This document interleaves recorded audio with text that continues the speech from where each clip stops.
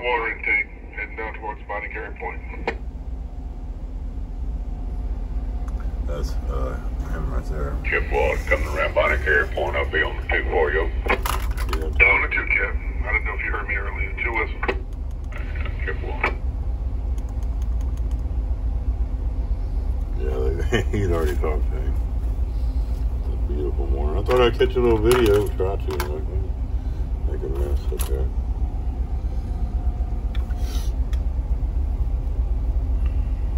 A little bit of traffic around. That ship just overtook us. Greenway southbound, starting down around 35 mile point. I'm coming by Triangle Fleets here. Ingram stuff. Headed out on Bonnie Carey Point. Love Laplace. Hey, we're Laplace. Reserve Laplace area. Reserve behind us, Laplace down ahead of us. Just thought I'd catch a little footage. Already posted the New Year's video. Little fireworks display and stuff. Let's see. 2 o'clock in the morning. Yeah, there was just a little traffic. I thought I'd catch some of the traffic. Just interaction. New Orleans pilot, motor tanker, Uncle Silver. Got the Baldorf coming up. I think a Chippewa coming up. Yeah. Rock solid down there. It's fleet boat. Thing. Got the Baldorf. I hadn't talked to him, but we're going to see him on the 1. Chippewa, he said he's going to wrap that point, so I'll probably see him on the 2. And Rock Solid's a fleet boat down there at Laplace. Let's see. Down there moving. He's working a fleet. See nothing else. A3 Greenway. Greenway is the next. Oh, Pilot, no, southbound. come on. Motor tanker, Uncle Silver calling He's over. southbound. So. Greenway southbound. We won't catch him. Really, I didn't see much coming out of these 2. We'll get you all in the right below the point. Besides, it's going to be best for you. Yeah.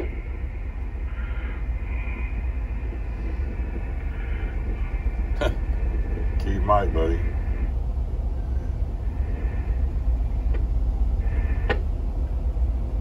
Mike.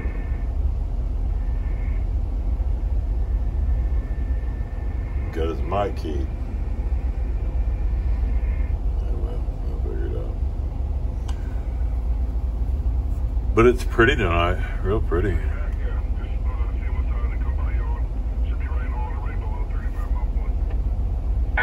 I can drop it down in the bin. I ain't got but 2 barges. I can do whatever works for you. Okay, that's fine with me. I'll overtake you on the 2.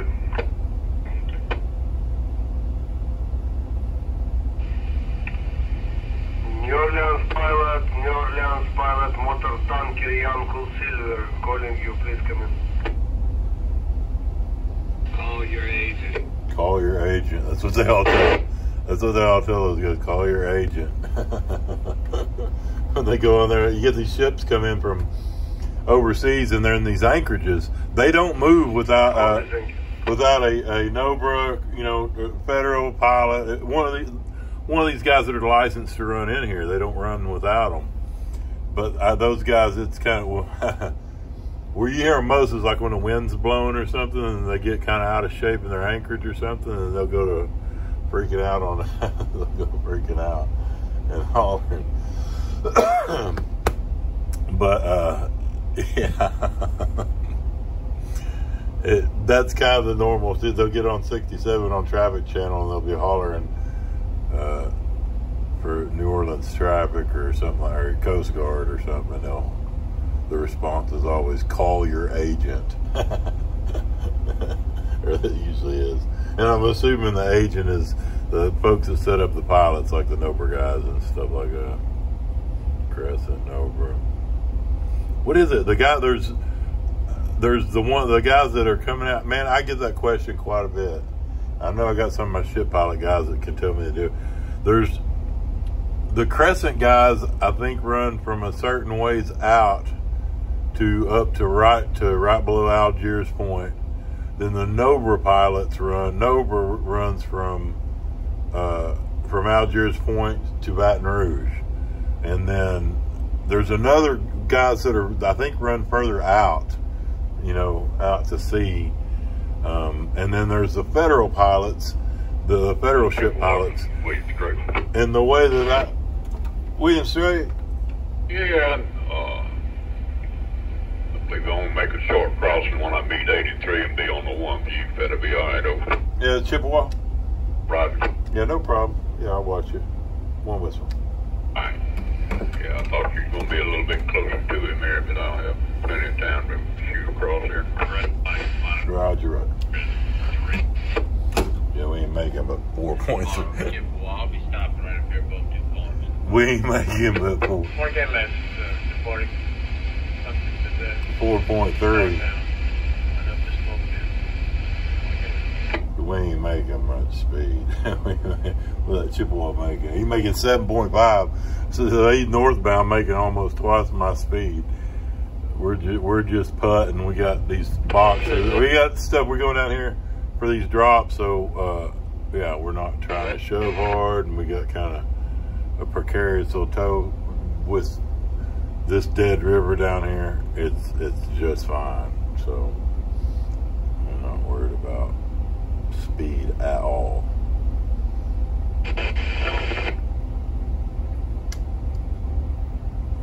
Which makes that nice. I mean, it's easy running, super easy running.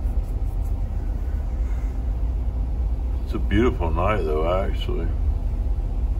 That's that Bottlesworth coming up right there. He's going into his fleet. We'll see the Chippewa here in a little bit. And we'll be down to, next stop's down there at Knott's, down there at Leland Dester. 83 hours. What is that? We got Dallas back. The southbound ship swinging by the carrier. Okay, we on 2. Okay, brother. That'd be good. I'll be on 2. We're 15. We're 16 miles out, making maybe 5. Yeah. Yeah.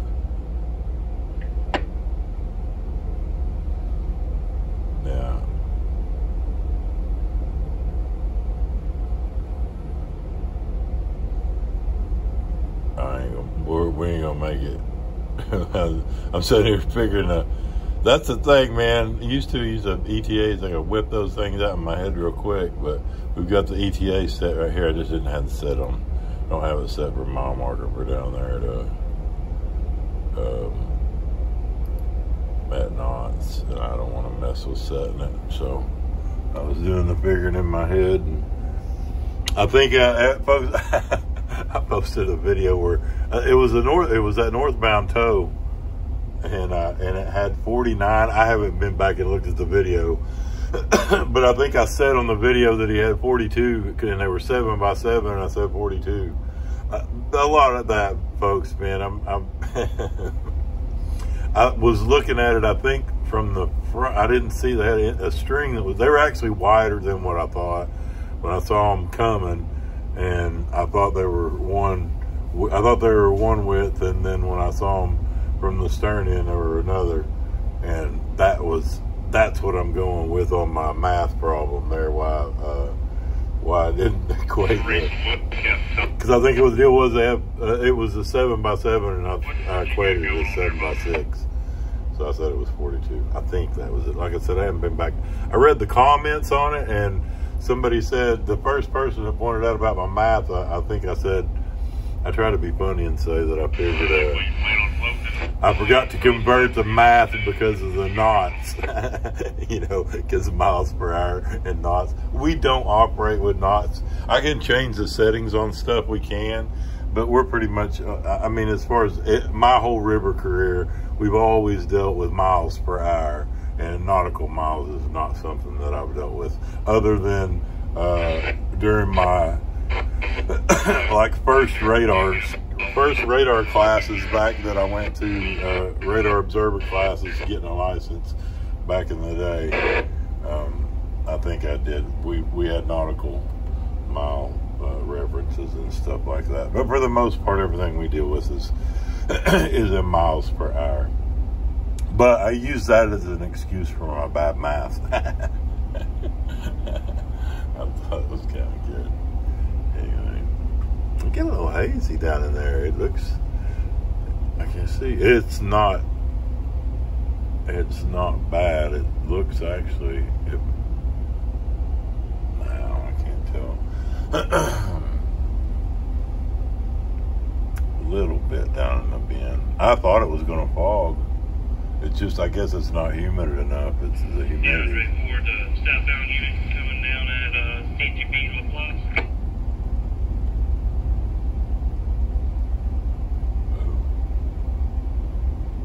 83 southbound CGB. Hey, good morning, Cap. Coming around 35. Meeting the green wave on the one, shortly meet you after. That's 83.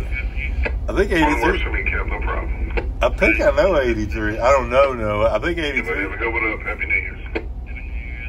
I think 83 is the dude on me and him BS on Instagram. I'm not sure, man. I'm bad with y'all's numbers, fellas. I'm bad with y'all's numbers. And ladies. Lauren and the other, what is it, 141? I can't remember, man. See. I get in trouble. I get in trouble. But a couple of those, a few of them, I've interacted quite a bit with a few of them on social media. Some neat fellas, man. Marquette Legends, They're ship pilots down here. I think there's mutual respect. I really do. There's a little kind of, you get it from towboaters. I mean, I knew it more back in the day, the older dudes that I worked with and stuff.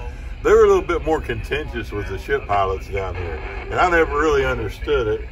I kind of, there was a little, I don't know, there was a little, you could tell there was a little tension between the ship pilots and the river guys that work down here.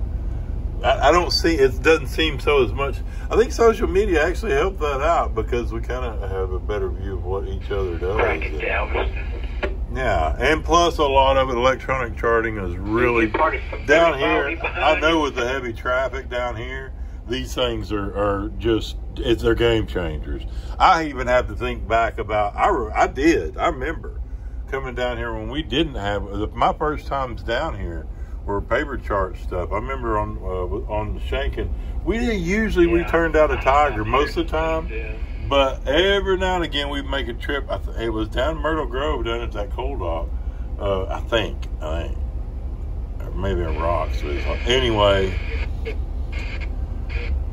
it was a different world just running down here on radio and paper chart, and not having the benefit of that with all the traffic, man. I mean, imagine doing unless you could see them on radar, you depended a lot on your on your knowledge of the river and on your on communications or radio. I mean, it really did. It was a big thing.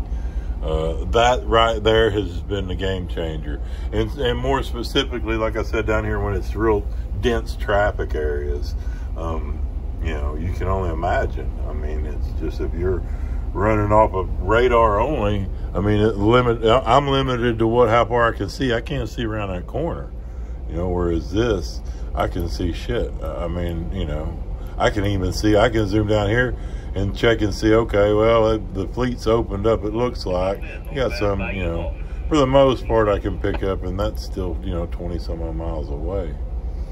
So, it's just but I've also said this, with the new technology, the expectations are much higher. The things that we can do now were not thought of back in the day. It was extreme river level lows. It was astonishing to me how far down we did get, because I remember, -9 back in 2012, and that was, -9 Memphis gauge, and that was it. I mean, we were limited down. I remember, it was just a different world where we got down to -13 and we were bringing 25. I think, I got down to 25. We were bringing 30, but 25 barges down at record level lows.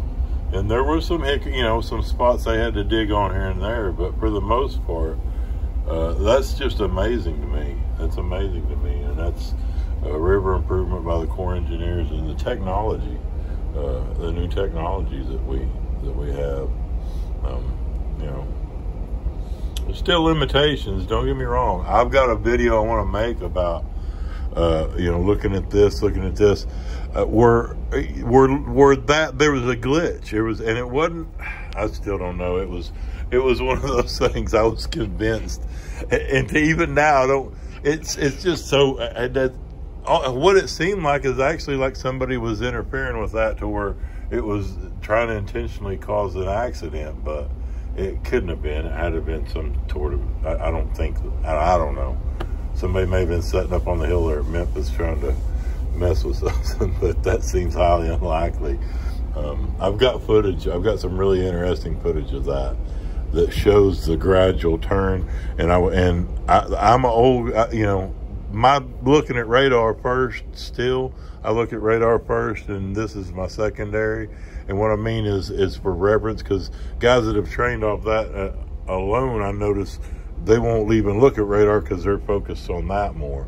And they will, I say they won't look at it. They will, but they focus. It's like that, the paper chart, electronic chart first, and then the radar, whereas I was trained radar first. As far as viewing, anyway, that's kind of inside baseball kind of discussion, I guess. I don't know. That may seem a little odd, but I don't know, it was just a pretty night. Thought I'd catch some footage. I'm fixing to get off, and yeah, thought we'd do. That's a Chippewa. But it's a nice day. Yeah, see, it was a little traffic there. It's always kind of thick down in through here. This reserve, Lucy Light, Bonnie Carey Point, coming down on Laplace. It's always pretty dense traffic down and through here. It's just docks all down one bank and then fleets all down the other. So it's just a really traffic dense area in through here. So I just thought that was kind of cool. That's a big boat. Who's the Alice?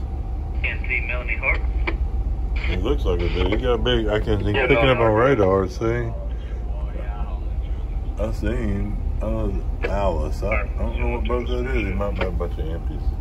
I thought it was a smaller boat, fleet tug or something. Anyway, he's getting where he needs to be. I'm where I need to be. No problem. But yeah, it's a nice night. Just thought I'd catch a little traffic. It might BS. You can tell my mood and attitude is not as peachy as it is earlier in the trip. I've got days in, y'all. My man has got the rental car, and he's as soon as he gets to feeling better, he's coming to make feels better. I think a lot of it's just timing where we are and all. Anyway, it don't matter. He's coming, and I don't have anything planned till he gets here. And then, yeah, man. First thing on my agenda is seeing some family, wife, grandkids, all that good stuff. All right there. Number 83, southbound, swinging 35 miles. I think I know 83. I think that's I think he does some barbecue stuff. I ain't for sure, man. Now I'm gonna feel bad.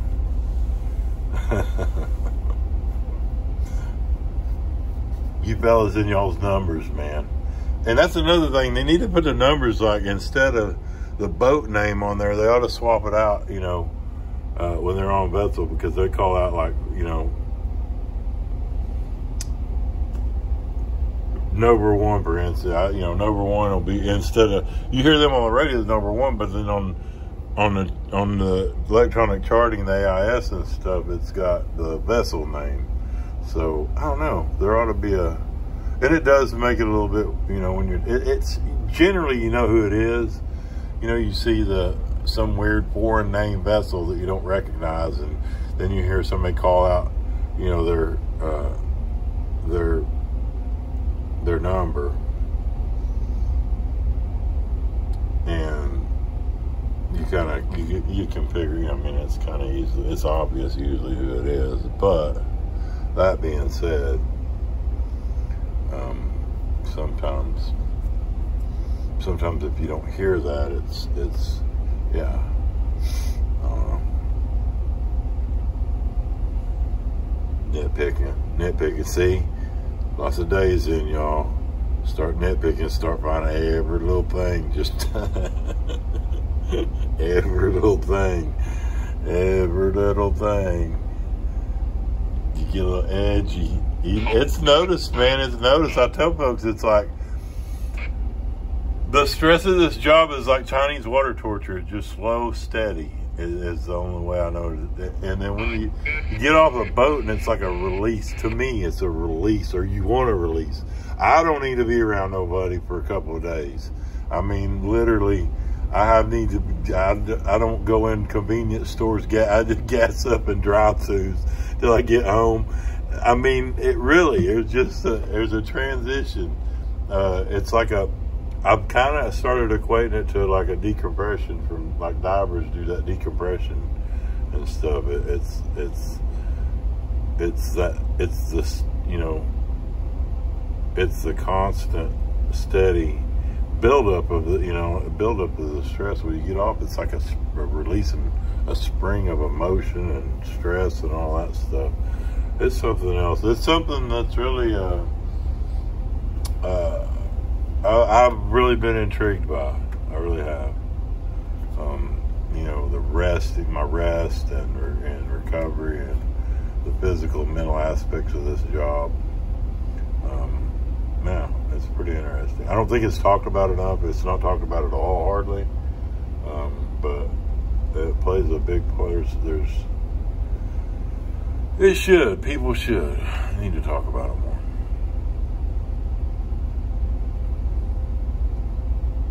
And that's my therapy session. Anyway, I got a pretty good little video after midnight.